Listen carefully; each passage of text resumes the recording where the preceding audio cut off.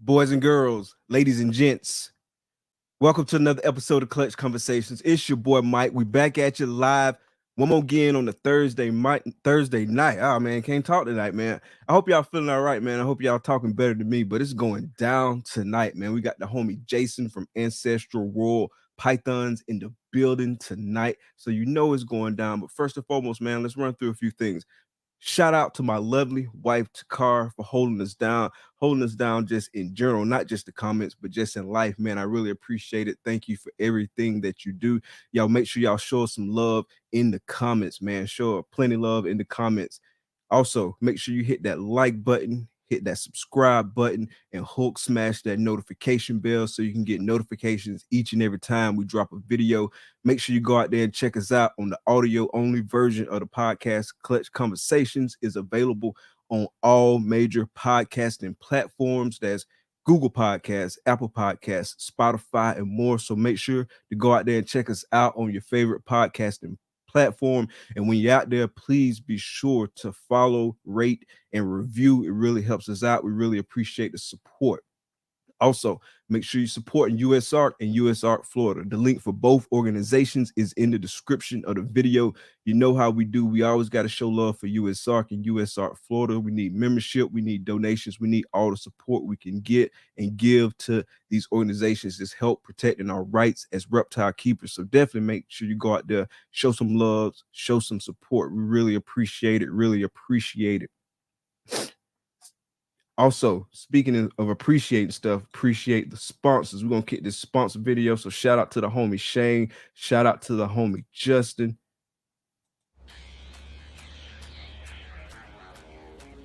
Big dreams start in small towns. Small Town Xotics is a family-ran business that specializes in high-quality ball python morphs, western hognoses, and select leopard geckos.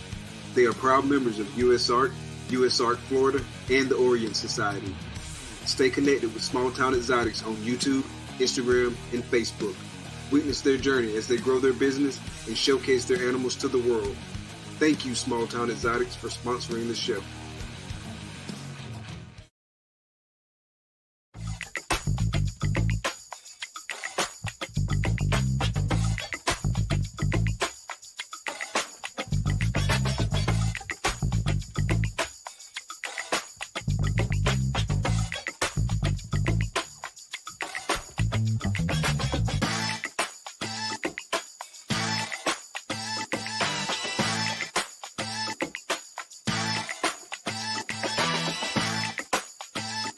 Art comes in many forms.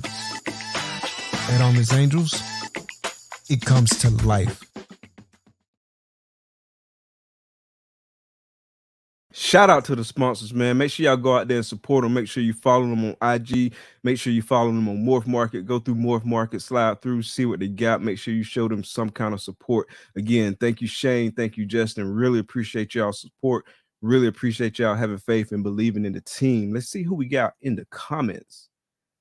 First, the pimp, the homie Brian, Heathen Hatchery 352 in the building. What's good, bro? What's good, bro? The homie Big Wiz in the building. Again, appreciate you coming out, bro. Got the sponsor in the chat. What's good, Shane? Thanks for coming out, bro. What's good, Balls Exotics? Thanks for coming out, fam. Eric, what's good? What's good? Thanks for coming out, brother. Blakers, Pythons, what's good? Thanks for coming out. The big homie Ray, my favorite reptile podcast. Y'all make sure you go check him out tomorrow at 5. He's got American-made Xotics. So make sure y'all check him out at 5 p.m. Eastern Standard Time. The homie doing big things. Thanks for coming out, bro. Big Will, what's good? Will's hella heat in the building. What's good, brother? The Sultan of Support himself, what's good, Bosa? The homie Keys in the building. What's good? Y'all make sure y'all go check out Hair Down Fridays tomorrow night, 8:15 p.m. Eastern Standard Time. Thanks for coming out, bro. See who else we got. Rock, what's good, bro? Thanks for coming out. The big homie Matt, what's good, bro? Thanks for coming out. Tammy, what's up? Thanks for coming out. Appreciate the support. Lindsay, what's up? What's up? Thanks for coming out. Appreciate the support. Derek in the building. What's good, bro? Thanks for coming out. Big D's Pythons. My brother Reggie, what's good, bro? Thanks for coming out, fam. 403 Fauna, thanks for coming out. Appreciate the support. Sloan, what's good? Thanks for coming out. Y'all make sure y'all check out his podcast as well on Sundays. I think it's every other Sunday. Y'all correct me if I'm wrong, but thanks for coming out, fam. Mike, what's good? Spicy Noodle Xotics. See who else we got. Unlikely Morphs, thanks for coming out. The homie Kent, what's good, bro? Thanks for coming out. Make sure y'all go check Kent out too on Saturdays. And we got Casey. What's good, Casey? Thanks for coming out. Golf's Reptiles Creations. We're going to stop it right there. We're going to kick the intro, and then we will be right back.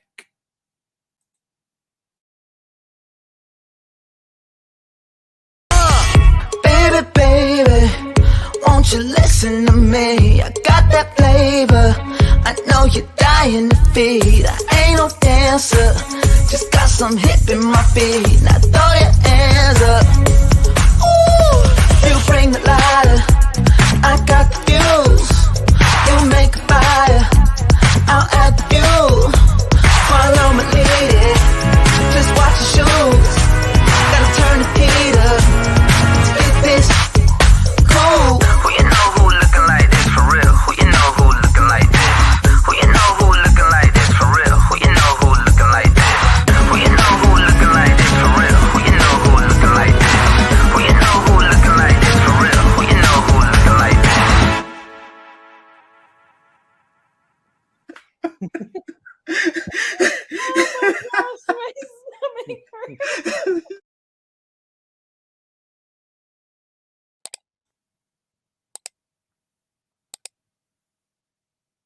Episode 68, Ancestral Royal Pythons. Wow. What's good, bro? I got horns and everything. Wow. Hey man, peace and love, everybody. Peace and love, brother. Peace and love. Peace and love. Yeah, man, we got to bring to the stage in style. Hey, listen, I'm looking at your sponsored videos. I'm like, yo, he got straight commercials, man. I'm like, wow. I was trying to do something a little bit different. Like I really went like to the different side, like with Armless Angels. I was like, I'm gonna try it. I'm gonna see if he like it. And he was like, I love it. I was like, all right, I'm gonna do it because I wanted to do something different, bro. I'm like, Dad, you sounded all professional. I'm like, wait a minute. I was like, yeah, like. You know, I gotta mess with you, man. I gotta mess with you. So how you doing, man? How you doing? Man, I'm doing good, man. Life is good. No complaints, man. Yes, sir, man. Definitely happy to have you on the show. Man, it's my pleasure. You know, I don't do many shows. I feel honored, brother. I feel honored. So I remember when I first came across you, like I think the first time I came across you, or came across like any of your like collection and stuff like that, you had sponsored Gershon's video. And so like he was like showing like I think pictures of your animals, and you had like a leopard spot nose ultra male or something like that. I was like, wow, that was really kind of like what really kind of like drew me to ultra male even more. That was before I had anything ultra male, and from that point, like ultra male was just on my radar. So that was pretty early in like the snake breeding for me. So but before we get too deep into like your projects and stuff you're working on, man, do a quick intro and tell us like set the foundation for us. Tell us how you got in the game. Well, everybody know I'm Jason from Ancestral Royal Pythons. You know, just trying to find my little lane in this big business. How I got into it, it's funny because, you know, I listen to everybody else's story, and, you know, everybody also always talking about, you know, they used to keep reptiles and, you know, used to go herping and stuff like that. Total opposite. Okay, I never kept any reptiles. I was never herping. I grew up in Bronx, New York. You know, the only thing we had was pigeons and squirrels and stuff like that. So wasn't thinking about no snakes, no lizards, anything like that. So it's definitely not my background.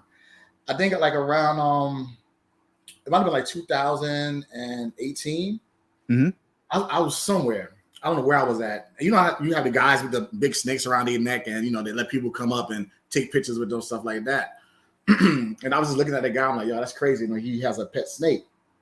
And I was just thinking about the connection that man had with that snake, and I was like, that's pretty cool. That he knows that animal. The animal trusts him. He trusts the animal. He puts it on people, stuff like that. So he was like, hey, you want to hold a snake? I was like, nah. I'm just looking at you. No, I don't want to hold a snake. But he's like, come here. And he put the snake around my neck. And I don't even know what type of snake it was. It could have been a boa. I had no clue what it was.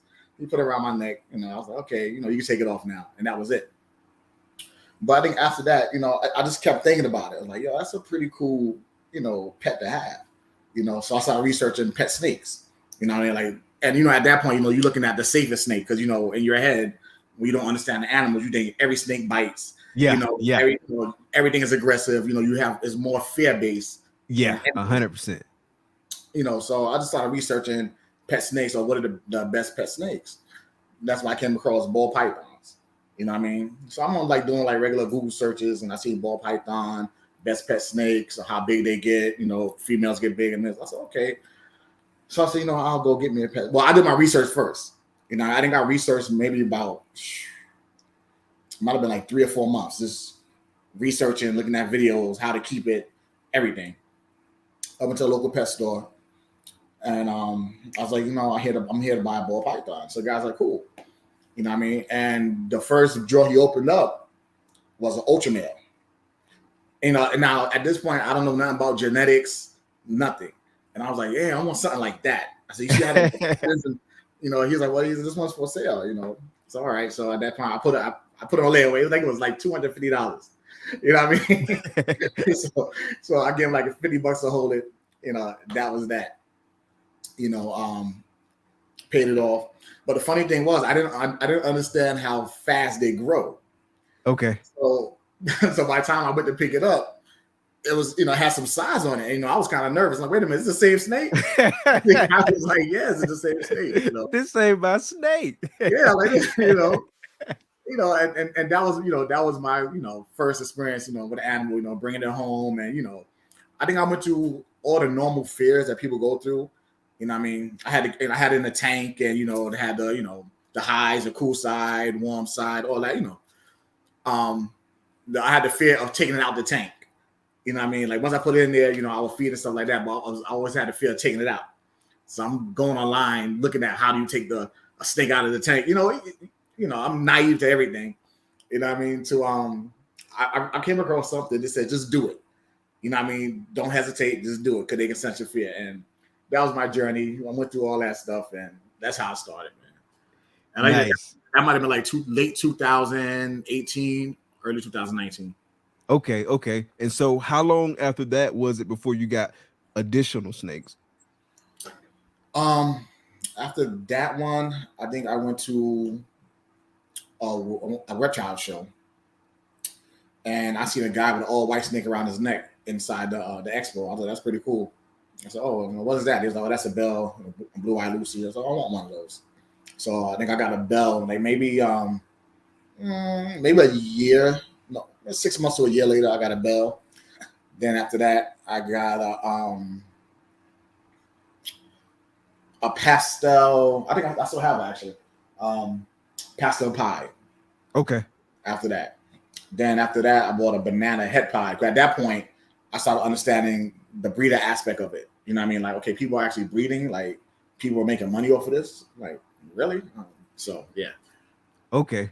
So when you start picking up animals, then like when you was picking up like the pastel pied and the head pied, at that point you were kind of starting to transition over to that thought process of, hey, I want to breed these and kind of like have projects that I work on and stuff like that. Yes or no. It was more so, I was still with the eye candy thing. Okay. Like this looks good. You know what I mean? I like the way this looks. This is different. So I wasn't really thinking about breeding at that point. Okay. You know what I mean? But I Okay. did kind of understand genetics and stuff like that. So I knew if I did breed, it was going to be just for fun, you know, not a business or anything like that. It would just be for fun. Okay. And so what made you flip the switch on that and say, hey, I want to focus on breeding? I think going to the different shows and the expos and I don't know what really flipped the switch. It was more so watching videos, you know, seeing YouTube videos of different genetics and egg cutting and people hitting stuff and how excited they was, and I'm like, that's pretty cool. Like I can do that. You know what I mean? So at first it wasn't the whole money aspect of it. It was like, yo, this is exciting. This is fun. You know what I mean? This is a great hobby. This is something I can do, you know, to keep me occupied. You know what I mean? And then I think the money aspect came later on. Like, oh wow, people actually making money doing this. Gotcha. You know what I mean? I'm like, really? Like, and then I'm like, wait, people making that type of money doing this? It was, I didn't believe it. Like, this is ridiculous. Like, this can't be true. So that's how that kind of transitioned that way. Okay, so you just kind of like slowly like worked your way to kind of like the whole breeding game and whatnot. Yeah, because my thing is this: I knew it took patience, Mhm. so I want to make sure I had the patience to do it. You know what I mean? I didn't want to go all in. You know what I mean? Because I think if you have the patience to buy a female, grow her up, then breed her, you can do this. A lot of people don't have that patience, so I want to make sure I had that discipline, that patience first. Gotcha. Okay. Yeah, that makes perfect sense. And so early on, like when you was kind of like getting up to that point to start breeding, were you the only person in your circle that was keeping and you was just kind of like interacting online, or did you have other people that you work with that kind of help guide you and like give you advice and stuff like that? Just somebody to put you on game or something like that? Nobody in my circle. nobody in my circle. No family members, no friends, nobody I grew up with, nobody. You know what I mean? I feel you. All the people I met at the shows. One of the first people I met at the shows was Terrence and Keisha. Oh, nice. You know what I mean? Those were the first people I met at shows, you know, and we would talk and hang out, stuff like that. You know what I mean? But immediately in my circle, no. I didn't even tell nobody, honestly. Okay. So Yeah, I'm the same somebody, way, man. They look at you like you crazy. Like, you do what? You keeping who? Snakes. What's wrong with you? Yeah, because it's funny, man, or it's funny and it's sad at the same time because it's like so many appreciate it, Bosa. Appreciate you. Appreciate the support. So many misconceptions out there. And so like people have like this fear already in their head because of so many things they misunderstand. You know what I'm saying? Just about the snakes and reptiles in general, but especially snakes. And so like they automatically be turned off. I had nobody in my immediate circle who was into snakes or anything like that I could like chat with. And so I honestly created a new circle. You know what I'm saying? That was one of the good things too. That's one of the really good things too, is just meeting a whole bunch of new people who have a like mind and a similar interest of this new hobby that I'm into, and somebody who I can grow with and bounce questions off of, and just like, you know what I'm saying, just like really commune. So it's been really dope. And it's different also, you know, you know how Black families are, you know what I mean? So they hear something like that, it's totally alien to them. They're not like, what? Snakes, like, you know, totally alien. Oh yeah, 100%. So talk about how your thought process or how you transitioned over to being ancestral royal pythons, and speak about the meaning behind that, because I know it's some deep meaning. I mean, just looking at your logo off top, I ain't even got to see the name. Just looking off the logo, like right off the rip, I know it's some deep meaning. So speak to that. Well, you know, I'm a person that always give reverence to my ancestors. You know what I mean? The one that came before us. You know, and that's a big part of me. That's a big part of my, you know, spiritual being. You know what I mean? Always, you know, giving blessings for my ancestors. You know, and sometimes, you know, people hear ancestors, they always think about people that passed away. No, ancestors are also your elders in your family. You know what I mean? It could be your grandfather, you know, your grandmother, you know, one of your uncles. You know what I mean? So I always give reverence to the elders and the ones that came before me. So that's just a big part of me. So I knew anything I did in my business life, that had to be a part of it. You know what I mean? And of course, the woman, because I feel like, you know, us as men, there's nothing that we can't do without a good woman beside us or behind us. You know what I mean? I think 100%. I think they make us better. You know what I mean? A woman has the ability to breathe life into a man. You know what I mean? They see a potential in us that we don't see in ourselves. 100%. So that's a big part of it too. So that's why you see, the woman there. So yeah, it's definitely a deep meaning for me, with the logo and the name and everything. That's dope, bro. That's hella dope. Hella dope. Mm-hmm. And so talk about those early projects, like how did you start building your collection once you kind of flip that switch and say, hey, I want to breed? Like talk about how you built your collection early on. All right, so the early projects, because at that point I had a male ultra male, I had pastel pie, and I had a blue eye Lucy. So I had a lot of mix and match stuff, Uh-huh. But I knew I really liked the ultra male gene. You know what I mean? So I was like, okay, well, I have what I did was I bought a banana het pie since I had a pastel pie. Okay. You know what I mean? So I'm like, okay, well, I can put those together, pie, het pie, so that process. I still didn't get the concept of how long it takes a female to grow and give you eggs. You know what I mean? So I'm buying males and buying females at the same time, not knowing wait on the male. In the beginning, you know none of that. Gotcha. You know what I mean? So I was making those type of mistakes. As far as like ultra male, I never even bred that ultra male. Never. Oh, word? No. That's what happened. I never bred them. But I started getting other pieces, of the ultra male project. You know what I mean? Like getting hets and stuff like that. And I think like my first real season breeding, because the first time I bred, I just bred the banana to a normal. I didn't want to do anything serious because I was like, let me make sure I know what I'm doing. You know what I mean? Let me make sure, I can incubate this right. Let me make sure like I wanted everything to be right before I started doing real projects. You know what I mean? That's a project, but still, I didn't want to do anything in my head higher up than that in case I mess up. So I did a banana to a normal. Incubation went fine. Everything went good. It was perfect. Had a bunch of normals and 2 bananas. And I was able to sell everything, so it wasn't the issue. So I was like, all right, cool.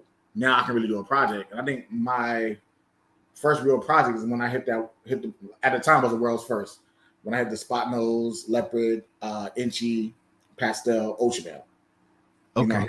Like right out the box. You know what I mean? So when I did that, I was like, you know what? Okay, I think I'm on to something. You know what I mean? So I started doing everything ultra male. Ultra male. You know what I mean? So that's how it started. You know what I mean? I was like, which is not good because I kind of had blinders on to everything else and wasn't like spreading out my projects. You know what I mean? So that's pretty much how I started at first.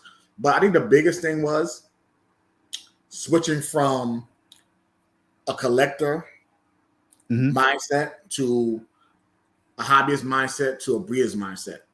Because, at one time, you go to an expo or show and you look at an animal, you're like, oh, that's cool. Let me buy this animal.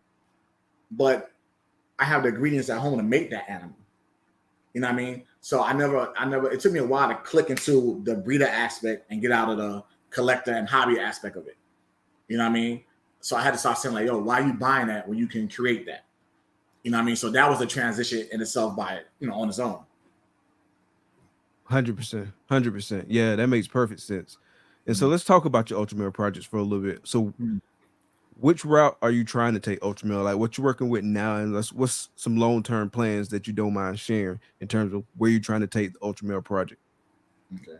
Well, this season, I should be hitting some multi-combo ultra male clowns. So I'm doing that. Some blackhead ultra male pies. Actually black ultra male pies that should be hitting this season. I'm doing that. I'm working on a hurricane ultra male clown. Oh, nice. So I'm working on that as far as ultra male go. And so you got a shot at hitting the double visual this year? Yeah. Nice. And I'm probably going to do ultra male sunset. Ooh. Just to see. You know what I mean? Because Do you have sunset yet? Excuse me? You have sunset yet? Yeah. Nice. I have a breeder female. Okay, nice. Because some projects I do, because not that I love the project, but I know there's other people working the project and they probably can use some of the ingredients and the pieces I put together.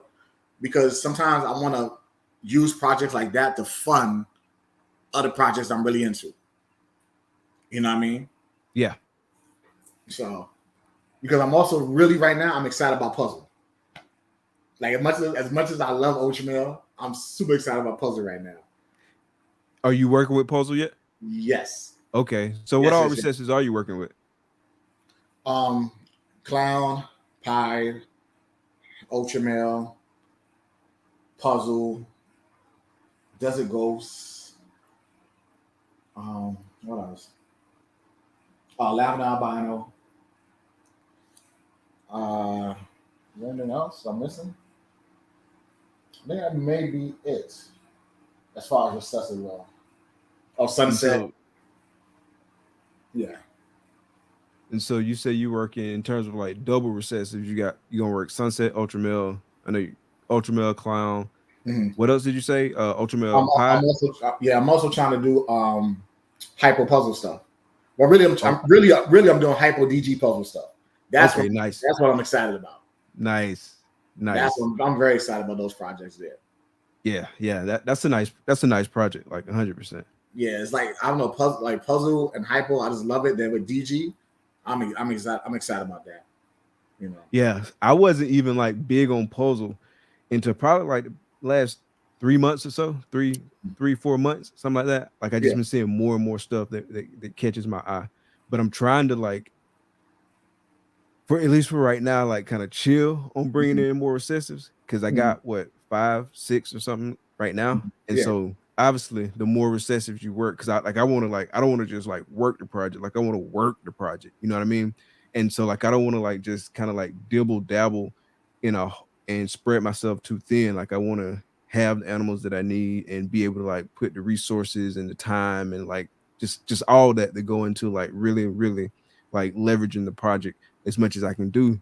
And so that takes space. And so I'm trying to like keep myself from getting into more recessive projects, because instead of like putting resources towards that, like space, money, and stuff like that, time and all that, like I could really just focus on what I'm doing. And so I'm trying to like not get into any more recessives. But it's hard, man, because there's a lot of stuff out there that I like. Let me tell you, it's hard to stay focused, and sometimes you gotta have discipline. Because I go through the same thing. I'm like, wow, look at Redhead. That's pretty cool. Like, wow, like look at Lace. That's pretty dope. You know what I mean? And I have to like stop. You know. Yeah, man. Like, it's hard. It's a constant struggle, man. Like, I'm just like that, man. I'll see someone like, yeah, I need that. I really need it. You know. And also you want to also try to kind of get away from what everybody is doing. Exactly. You know, and it seems like right now everybody is doing DG Clowns. You know what I mean? I'm doing DG Clown too. I'm gonna continue doing it, but it's a lot of people doing it. There's a lot of people working that project. I'm working it as well. Don't get me wrong. I should be hitting some DG Clowns this season as well. You know, but also what I'm trying to do is I have pastel in a lot of my DG stuff. So I'm trying to get pastel out of it right now. Gotcha. Even though pastel and DG work well together, you know what I mean? A lot of people just don't want pastel and AGG stuff. You know. Gotcha. Yeah. I'm not a pastel hater. I do like pastel and I do think it looks well in like certain combos, but I am trying to like actively limit the pastel that I got. Like I don't want pastel in any males. Like I won't do that again. I got one male right now that has pastel. I won't do that again. If I have pastel, it's going to be on the female side. But I do want to like limit pastel because like I said, it looks good in some combos, but then there's others that I don't like the way it looks. Like, for example, I don't like when the clown head get all whited out. And I work clown so much in the projects. That's a real problem for me. If the head whited out, like that's just a real problem for me. I don't even know. They look pretty, but like, because I didn't like my DG clown. Like the head is. I have a killer DG clown, so the head is totally white. Gotcha. Totally white. So it's like, I understand what you're saying, but it's still a good clown though. And I forgot who it was though. They was like, I got the best pastel you've ever seen, and they start showing some of their stuff, and it was insane. And I was like, wow. But I forgot who it was. Like I saw it on the IG Live, I want to say, and it looked pretty nice. I forget who it was, but I'm the same way, man. not pick up any more pastel if I can help it. I will pick up some if it's really, really nice, but it's definitely going to be on the female side. But I'm not a pastel hater by any stretch. It's just Nah, it doesn't definitely not work. hater. It just doesn't work as well with the projects that I'm working for what I'm wanting to see, and so I'm just trying to limit it. And it's some things it makes it hard to ID, like especially when you put pastel with chocolate. Sometimes it's really hard to ID that. Yeah. You know. Yeah, I hadn't noticed that before, but yeah, I haven't had the ID pastel with chocolate. What does it make it hard to ID? Like just the fact that chocolate is in there? Or if pastel's in there. You know what I mean? Unless you have an example of chocolate that it really shows, it's really hard to tell. Okay. Really Okay. hard to tell. Okay. You know, I have because a couple of my holdbacks, like this guy right here. My little guy. I know you can hit so you want this one.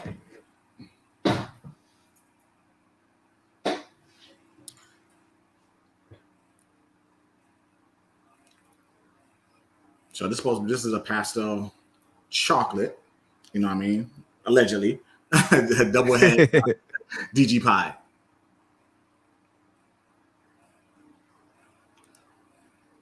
Said pastel chocolate DG head pie. No, double head DG pie. Oh, double head DG pie. Okay, gotcha. Yeah. So sometimes the chocolate is really, really, really hard to tell. Yeah, because it's kind of faded out. Yeah, it's harder to see it. I can see why that would be harder to identify. Yeah, and then others, you know what I mean, some chocolate is just so like this one I can tell. Yeah, that's clear. Yeah, this one I can definitely tell. This is double head DG pie as well. It's clean too. Yeah, this is. That's a female? This one's a male. Okay. The first one was a female. Yeah, that's nice, bro. All right, so I wanted to chat with you like about like networking and building relationships too, man. And you spoke on it and touched on it earlier when you was talking about linking up with Keys. That was like one of the first people you know. But kind of talk about like your approach with like networking, building relationships, and kind of like why you value that. I think it's important in this industry that we're in. You know what I mean? To network with people, make friends and stuff like that. But honestly, it's easy because everybody likes to geek out and talk about snakes. Like, you know what I mean? It's not hard to do. You know what I mean? And you have a lot of cool people in the industry that want to help you out, want to see you make it. You know what I mean? That's one of the things I love about Terrence. Like, he wants to help everybody. 100%. You know what I mean? He wants to see everybody make it. He wants to see everybody do good. He pushes everyone. Like, I love that. You know what I mean? So I'm really tight with him. You know what I mean? My man Ray Blade, another one. Sir. You know what I mean? Reggie always been cool from day one. You know what I mean? There's been times that I call Reggie asking for advice. 100%. Problem. You know what I mean? Emilio, another one. Like, and so it's not really hard, you know, to make friends in this industry. You know what I mean? And it's very important because, you know, I think your network is your net worth. So you really need, you know, people to help you and push you and promote you. And at the end of the day, like, we're one big family. That's how I look at it. Yeah, you know 100%. We're one big family. 100%. Yeah, I think it's important too. And you hit the nail on the head when you said your network is your net worth. And it's not just like your financial net worth. You know what I'm saying? Like, it's other things you need. It's just like support you need. Like, you making like true friends. You know what I'm saying? Who you can talk to about stuff outside of reptiles. Like, I linked up with people who we kind of linked up just talking about reptiles, but then it just moved, it transcended reptiles. And it's like other things we talk about on a daily basis that's just not even necessarily reptile related, right? So you just like making true friends. It's pretty cool, man. I really enjoy it. You're right. Oh, and Dell in the comment, you're absolutely right. It is a super pastel chocolate. That female. Got to see you in the comments. Yeah. Nice. Yeah, he's right. It is super pastel. Gotcha. So in terms of like sales, like how's that looking for you right now? Right now I'm really selective by what I'm breeding. You know what I mean? Very, very selective. I'm building hets right now, and I'm building upon projects. Like, honestly, my mindset is in 2025. I know that Gotta might be. seem crazy. It doesn't. but, but my mindset is in 2025. You know what I mean? But right now I'm just making stuff that I need, this ingredients that I need, and like the residuals from that, I sell it off. I really have no problem with selling anything off. People say we're in a recession and stuff like that, and I think they're basing that on COVID. You know what I mean? Because during COVID, you put something on off market, it was going just like this. You know what I mean? And the fact that it's not doing that now, they're like, everybody's like, oh my God, we're in a great recession. But honestly, people are still selling animals. You know what I mean? Because there's a lot of things I look at on Morph Market, and I put in my saved animals, and you know how you put some of your saved animals and you wait, you go back and look again and to see if it say sold or on hold. Red. Yeah, and I'm looking at some of these animals I'm looking at, that thing about pulling the trigger on, these are higher end animals. You know what I mean? And I'm like, dang, somebody bought that? Like, dang, it just sold? You know what I mean? So things are moving. I just think the quality of animals that's moving is different now. You know what I mean? You have more people buying more investment type animals, you know what I mean, than the pet quality animals. Hell, look, the desert, was it the Sunset Clown sold a couple weeks ago. That was up there for 50 grand. You know what I mean? So things are selling, you know what I mean? But just not everything is selling. So I think people really need to be selective about the projects, that they're into. You know what I mean? Of course, breed what you like and breed what you love. But from a business aspect, you have to be selective about what you breed. You know what I mean? If you're doing it as a business. If you're doing it as a hobby, then, don't worry about it. Do what you want. But from a business aspect, you have to be selective. And I think you hit the nail on the head. And it actually goes back to that patience aspect, right? You said I'm already in 2025. And I think like to be successful long term, that's where you gotta be. Like you gotta be building for the future. You gotta be thinking ahead. You gotta be planning for the future. And like right now is, in my opinion, a great time to set yourself up for the next time like the market get hot or whatever. You know what I'm saying? Like if you building now, you planning, you know what I'm saying? You got your head down, like you plugging away at your projects, you know what I'm saying? You look up and your collection will have like just completely changed. You know what I'm saying? It's like other things you can work on. So that's like where we've been at, you know what I'm saying, in terms of just really like planning for the future and just kind of getting ready and position ourselves and reposition ourselves in the collection in a lot of different ways, right? Because initially I did essentially that same thing. Like when I was picking up stuff, I was just picking up stuff just based off eye candy, right? So I like that, I like that, I like that, you know what I'm saying? So like I'll pick that up just to pick it up and not really having a plan for like I want to breed. I wasn't thinking in terms of like long-term projects and just kind of how things would fit together over time and how to best position myself for the future. But I mean, you live and you learn, right? And so as you learn more, you start changing the way you do, or at least you should start changing what you do and shifting towards like a better strategy and then executing using better tactics. And so like that's where we're at right now. And so like in 2020, I'm so excited because like 2023, we got 3 clutches on the ground right now. We got a lot cooking like inside the girls, but I'm already like just super stoked about 2024, super stoked about 2025 and just where we're gonna be, you know what I'm saying? Like when all that happens. Like, yeah, and I'm having actually a super late season. You know what I mean? But my season normally don't start till like July anyway. That's when my girls start, laying like around July. You know what I mean? But also last year, I was in the process of moving. So a lot of my females reabsorbed. You know what I mean? Which sucked. Dang. Oh yeah. A lot of them reabsorbed. So that kind of sucked, and put me back a little bit. But it is what it is. If you had to put a rate on it, how many would you say went? Like 50% went, 60, 40? During me moving? Yeah, when you move. Like 30%. Oh wow. Yeah, it was bad. Wow. It was bad. You know what I mean? It was like moving a collection is not easy. I feel bad for anybody that's moving. That's what I heard. It's not easy. It's not easy. You know what I mean? That's what I heard, man. You know wow. what I mean? But by July, a lot of my girls will be, going. I'm excited about my Ultra Male Clown girl. She's nesting right now, so nice. Yeah, Mine she already go real late too, for whatever reason. Like That's just how it's been. Like this will be our third year having clutches. So the first year I had one clutch, and that girl laid in August. Like actually, she laid like Daytona weekend that year. That was 2021. 2022, the first girl laid probably. So she laid in May and it hatched in July. And then like I had clutches after that, and the last clutch that was in the incubator, I had a 1 egg clutch that was in the incubator, and that 1 egg went bad, but that was in January of this year, so it was like carryover for 2022. And like I said, now we got 3 clutches on the ground right now, and one of them it'll be day 57 a week from now, so we're on day 50 right now. So, yeah.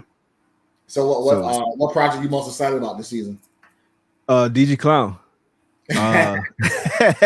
DG Clown Pie, and maybe if the ice gods shine down upon us, some DG Hypo Clown stuff, but it doesn't look like my best girls for that is gonna go. Like I got a girl, I think she had like 7 right now, and so maybe she'll go late. If she go late, that'll be fine. I'm cool with that.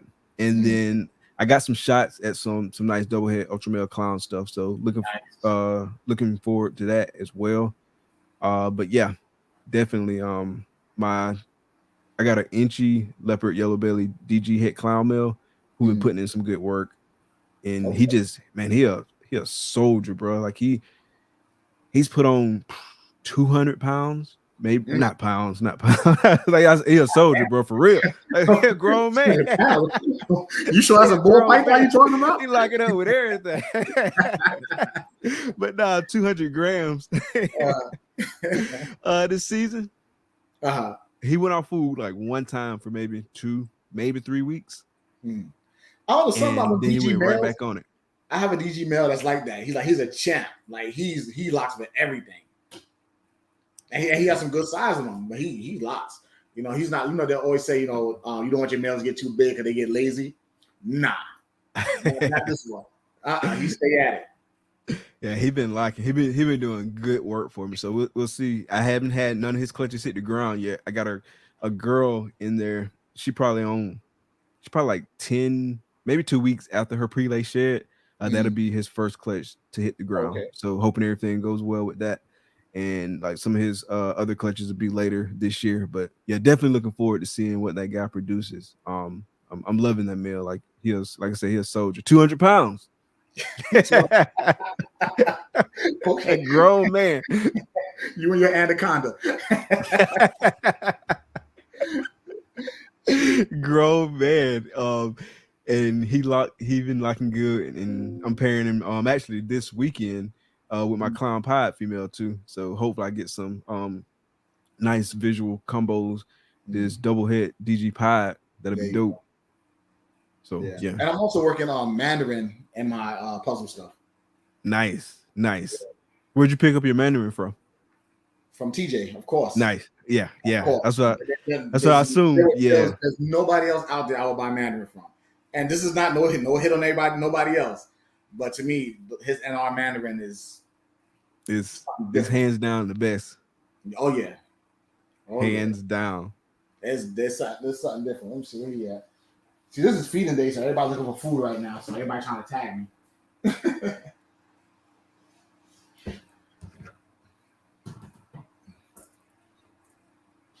It's Mandarin Hypo. Nice. Yeah, that's clean, man. Look at that.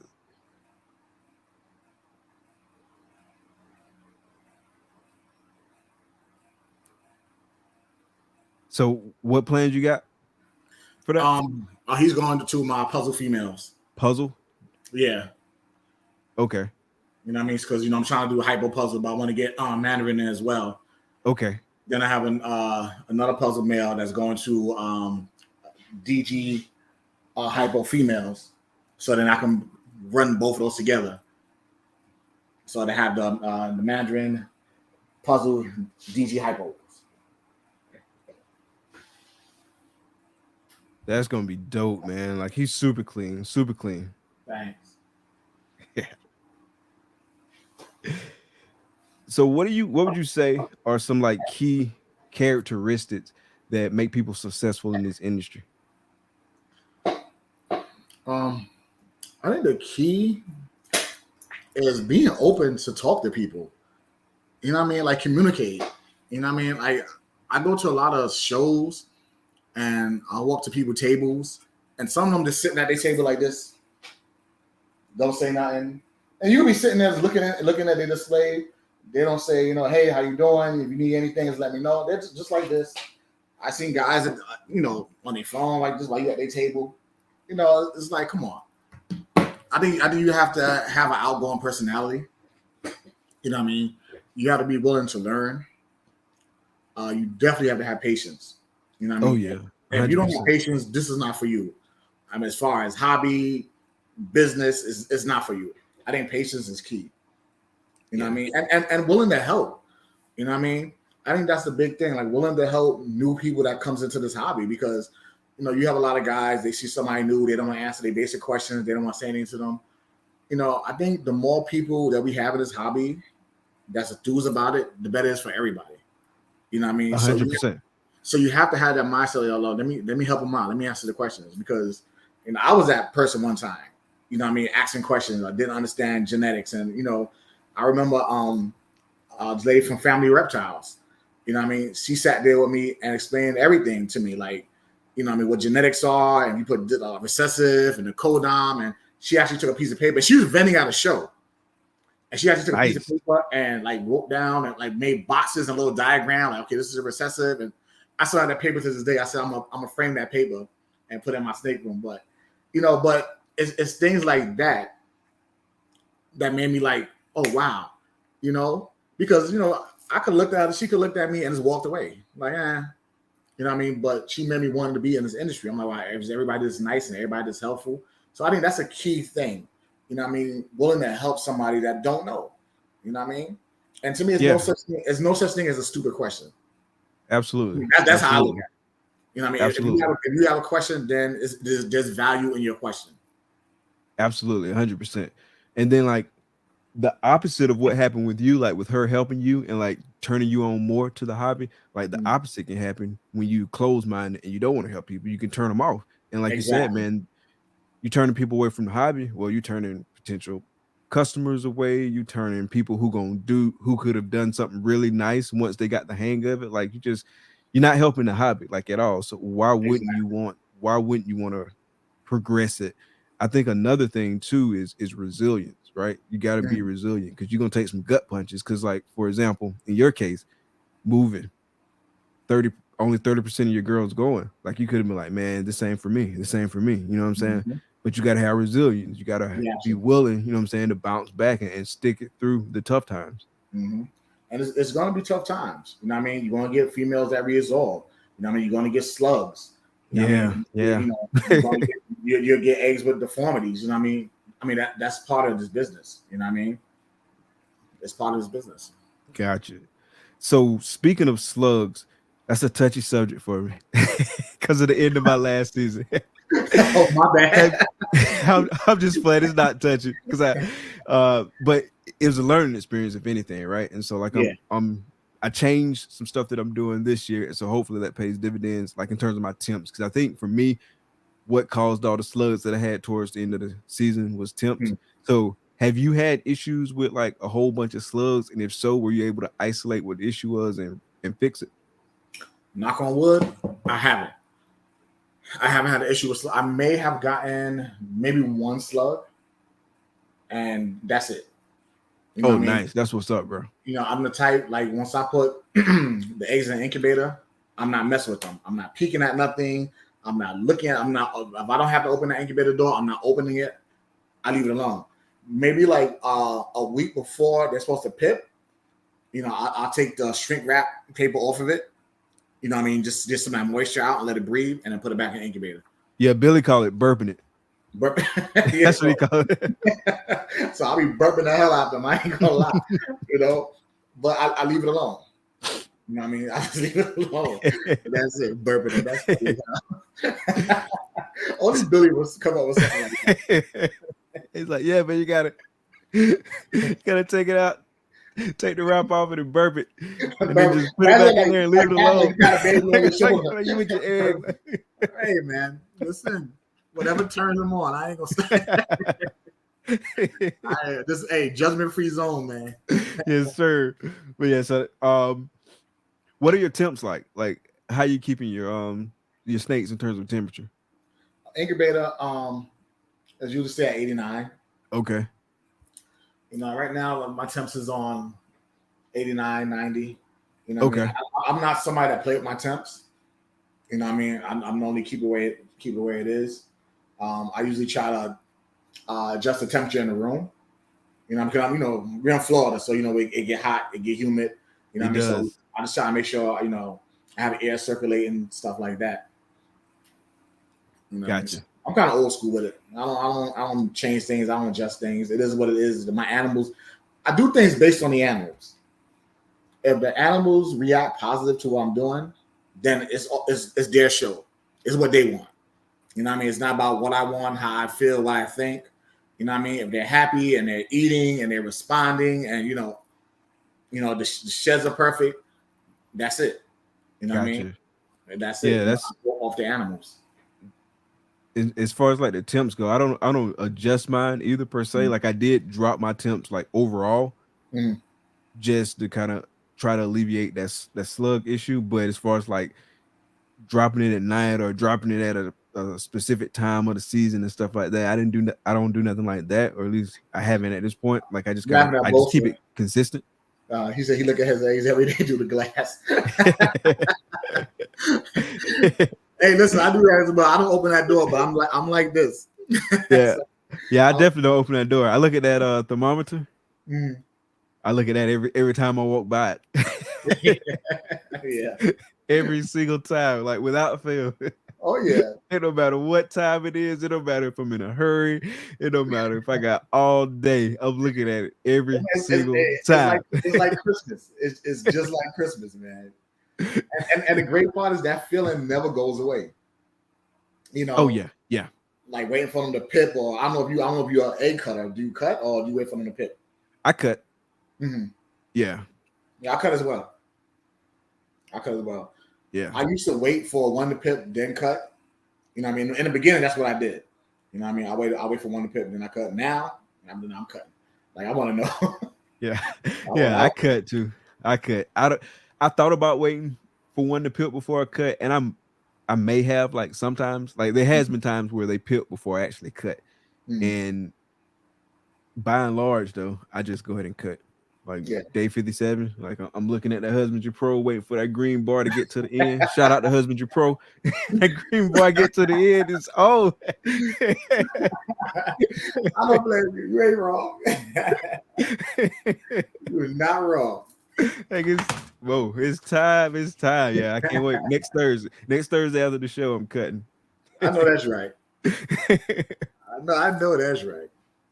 Yeah. I'll be so happy and like anticipating stuff so much. And that's another cool thing about it. It's like it's always something to look forward to. Like you're looking forward to the girls building, you're looking forward to them like going through the process and ovulating and pre-lay shed and laying and them getting through the whole incubation period and cutting and then waiting for them to get out the air, waiting for that first shed, waiting to see if they're gonna take those first meals.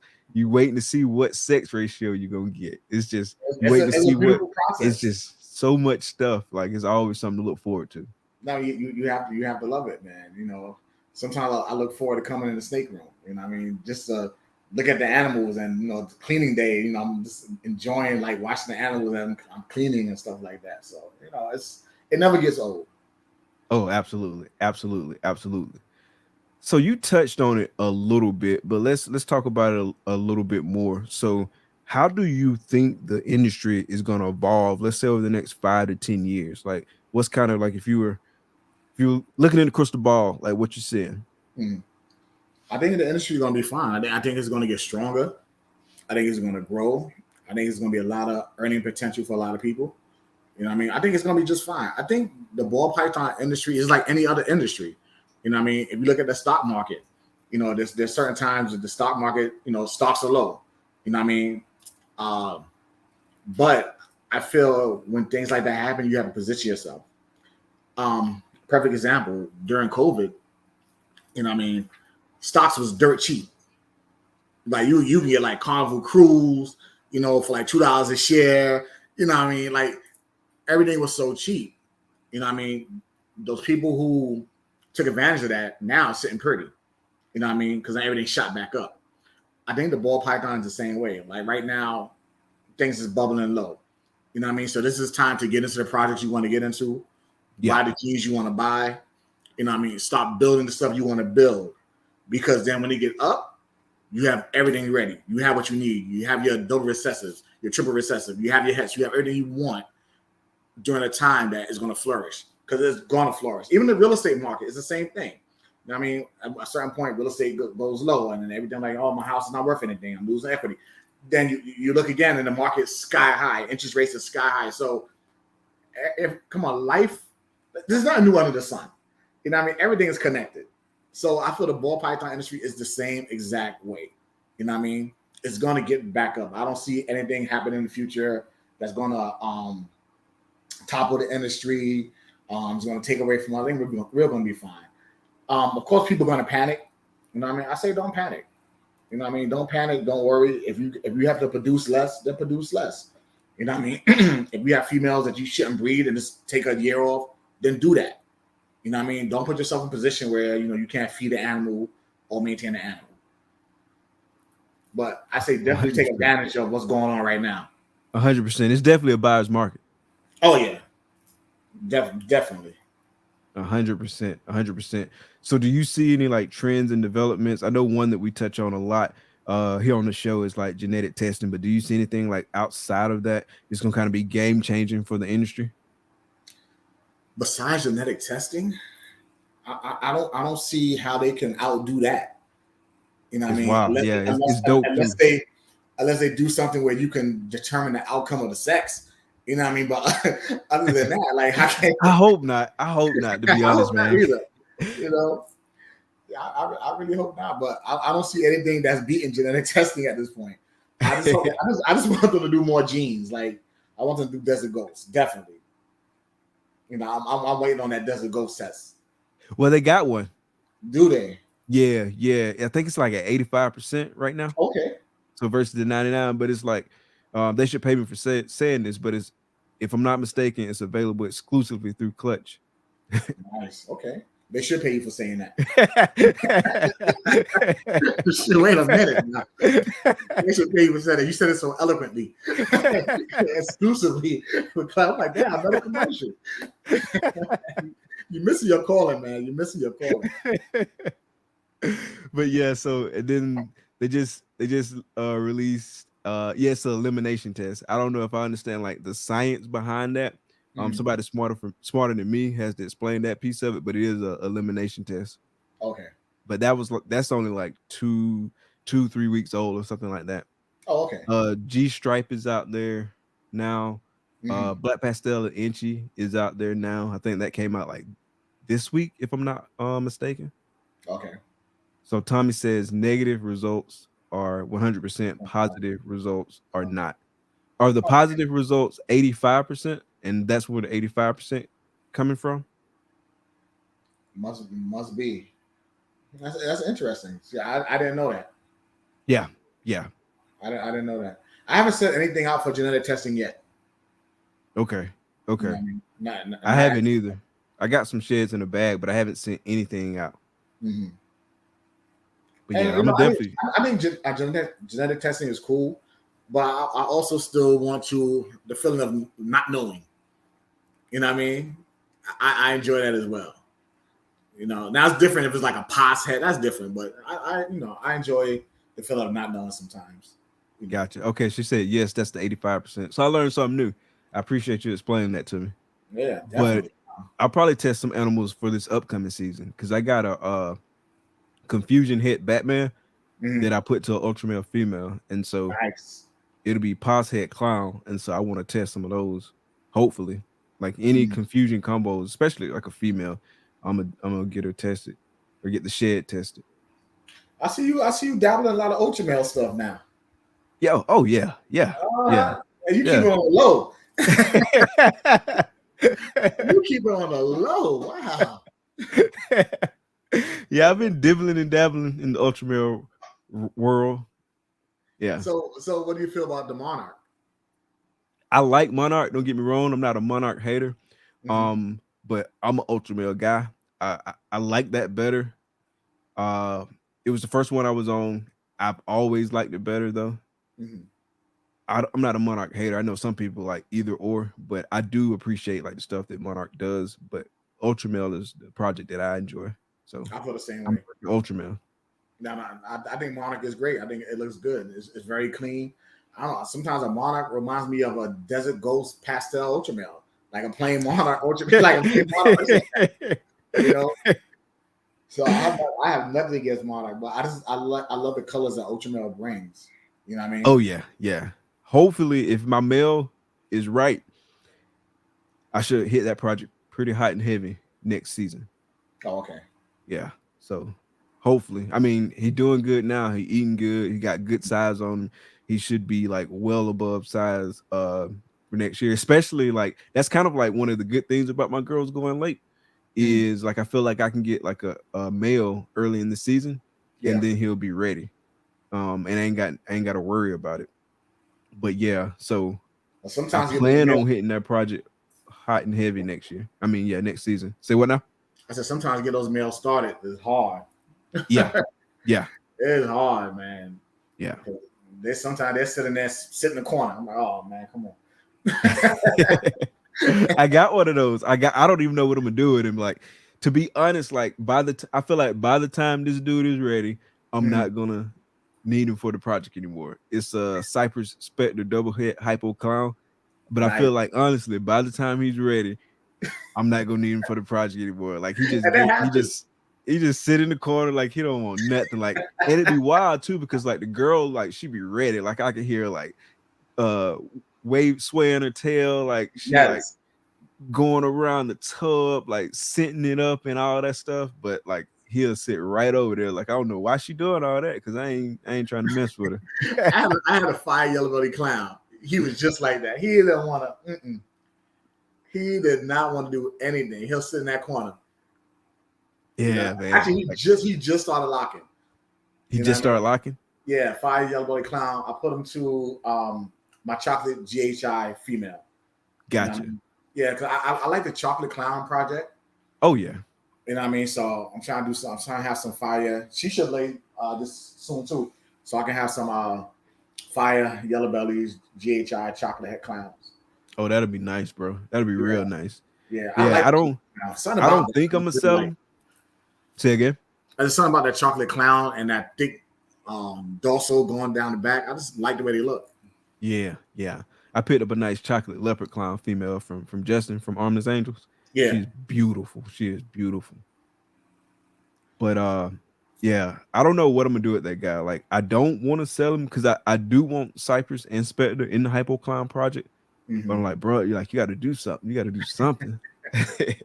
Yeah, I like the Cypress Clown project also. You know what I mean? I think that's a cool project. It really is, man. It's really things in there. Yeah, it's nice. It's really nice.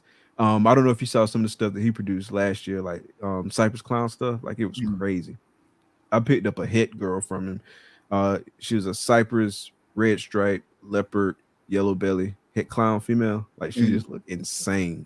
Nice. Like, insane. Like, to be honest, I feel like the head version of that probably gonna look better than the visual version. Like, no, listen, sometimes that is the case. That is the case. Sometimes the heads look way better.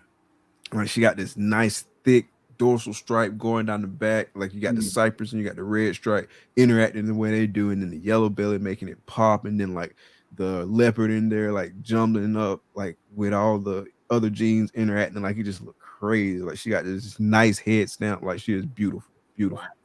Yeah. Also like Black Pastel and Cypress Clowns as well. Okay. Yeah.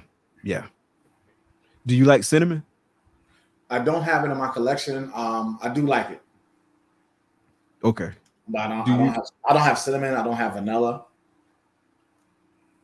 I think like 2 snakes that got vanilla. But I like it though. I don't have a ton of it. No, cinnamon is nice, but I just don't want too many codoms. You know what I mean? I don't want too many. You know, I try to keep it basic with the code downs. Gotcha. Okay. Yeah, that makes sense. That makes sense. All right, boss. So before I let you get out of here, I got some wrap up questions for you. Oh, here we go. And so I know you've heard them.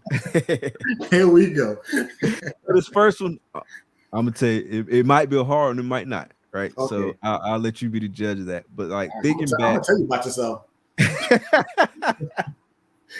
so thinking back to like the early years, bro, and like fast forward into now, how have you evolved as a person? Because of the industry, because of the hobby, because of like embarking on this journey.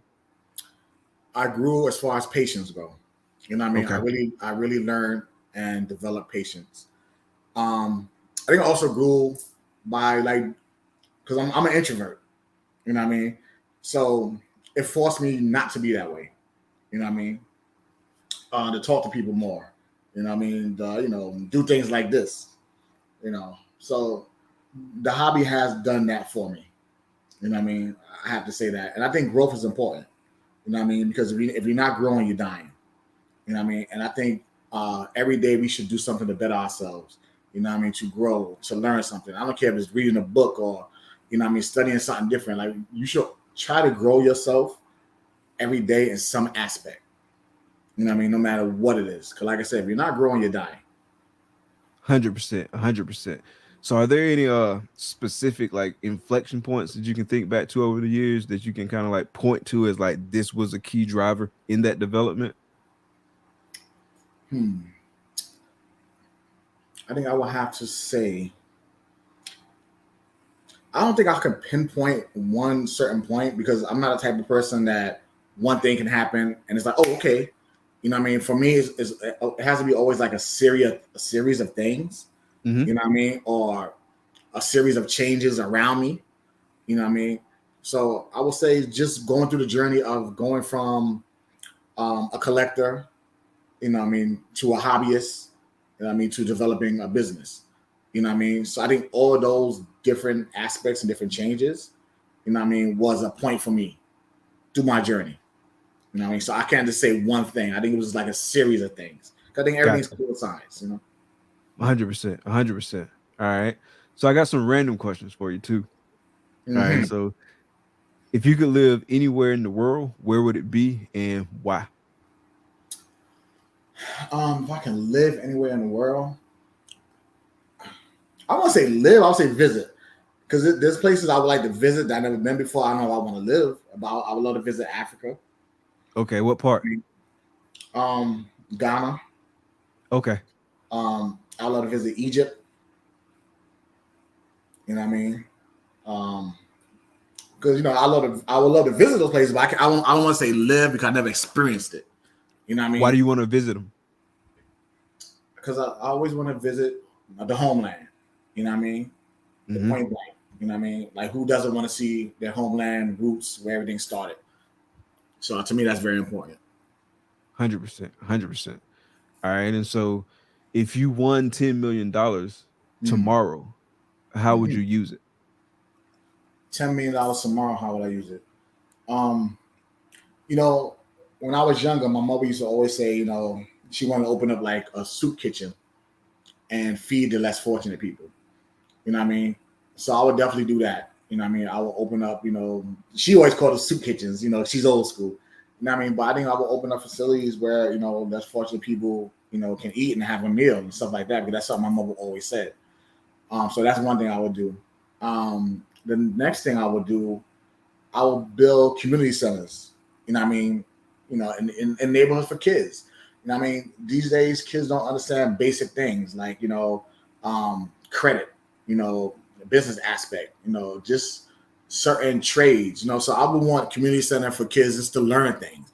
You know what I mean? Everybody's on their phone, everybody's on TikTok. You know what I mean? Like get out, learn something, do something. You know what I mean? You know, learn about LLCs. You know what I mean? Learn about building credit. You know what I mean? Learn about being an entrepreneur. And there's nothing to teach our children that. You know what I mean? Because they don't learn that in school. Nah, not at all. You know, Not at all. so I would do things like that. You know what I mean? Because I don't know, with me, I like to help others, and I get pleasure and joy out of helping others. So honestly, the 10 million, the first thing I would do was like I will always do for others first. You know what I mean? Because I'm not gonna blow 10 in, so and I'm not going nowhere. So I would do for others first. That's what's up. That's dope, bro. Respect for sure. And so, if you could have dinner with any three people, dead or alive, who would it be and why? Any three people dead or alive? I would have dinner with my two brothers that passed away. You know what I mean? If I had the opportunity, I would definitely sit down and have a conversation with two of my older brothers that passed away. That's number one. I think number two, I would like to go back in time and have dinner with my younger self. Oh, you know what I mean? Just to let him know, like, yo, you're gonna be all right. You know what I mean? You're on the right path. You know what I mean? Don't get swayed. You know what I mean? Don't feel that you're doing the wrong thing. You're going to be good. You know what I mean? Just continue being you, doing you, and keeping your standards. You know what I mean? So I would love to talk to my younger self. And a third person, definitely I would like to talk to one of my ancestors from the past. You know what I mean? And I'm talking about from way past, like great, either grandmother or grandfather. You know what I mean? And to sit down and have a conversation with them, and to soak up that wisdom. You know what I mean? And to show them, how far we have came. And their legacy, their spirit, their genetics, and everything live on within me. So I think that would be the third conversation. That's dope, bro. Those are some of the dopest responses like I've had on the show. Like, no lie, bro. Brian said every time he think he's got an answer for the question, he always want to change his answer. So, bro, you gotta bring your A game next week, bro. I'm just saying. Shout out to the homie though, but yeah, that's dope, man. Like, nobody has ever said my younger self that I recall. Like, that's dope. That was dope right out the gate. Yeah, definitely. Round of applause for sure. Appreciate you, bro. That's dope, man. So before we get out of here, is there anything else that you want to tell the folks, have them keep an eye out for, anything like that? Oh yeah, well, keep an eye out because I'm building a website right now. Oh, nice. I mean? Yeah. Because first I was going to do a merch shop. Everybody always asks me for my t-shirts. I get people DM me, hey, where can I buy a t-shirt? And there be people that's not even in the reptile community ask me like, where can I get that shirt from? So, that's what's up. So it started out as a merch shop. I was like, you know what? Let me just do a full-fledged website. You know what I mean? So I'm working on that. So be on the lookout for that. That should be done in another 2 weeks or so. Nice. And just look out for any projects I put out. It's coming. I got some heat coming. Yeah. I believe you. I'm gonna be peeping that Ultramel stuff. Oh, I got you. You already know, man. And I know I think we was talking about Tampa before the show, but yeah, it's a slight chance, like maybe 5% chance that I'll make it. But if I do make it, I'm definitely be looking for you. So I definitely I'll shout out if I'm definitely going to Tampa show this weekend. It's a 2-day show, right? You going both days? I'm probably just going Saturday. Just gonna go Saturday? Okay. Yeah. I want to go and support everybody that's vending and see all my friends and hook up with Terrence and hopefully I see Ray there and Emilio and everybody else. And I'm looking forward to that, man. Yeah, I gotta move some mountains to make it happen, but I would love to get there and hang out and vibe. Yeah, and I know, like I said, I've never been to the Tampa show. And so you going to the Orlando show, right? Yeah, all the time. Okay. And that's what, the last weekend in July? If I'm correct, I have to go on the Repticon website, but I think so. Okay. Yeah, for sure, man. Looking forward to it and definitely catch you in Daytona because I will definitely be there. I'm gonna be there Thursday. Can't wait for Daytona, man. That's my favorite show. Daytona is the one. Yeah. Daytona is the one. For sure, man. But bro, I appreciate you coming out tonight, man. It's been a blast. I already knew it was, man. Appreciate you dropping your wisdom, dropping the gems on everybody, man. Really appreciate it. I appreciate everybody in the chat too. Really appreciate the support. Yeah, man. Shout out to everybody in the chat for showing up, man, and supporting. Appreciate it, man. Yeah. So you know how we do. Thank y'all for coming out. Be blessed. Peace and love, everybody. Peace and love.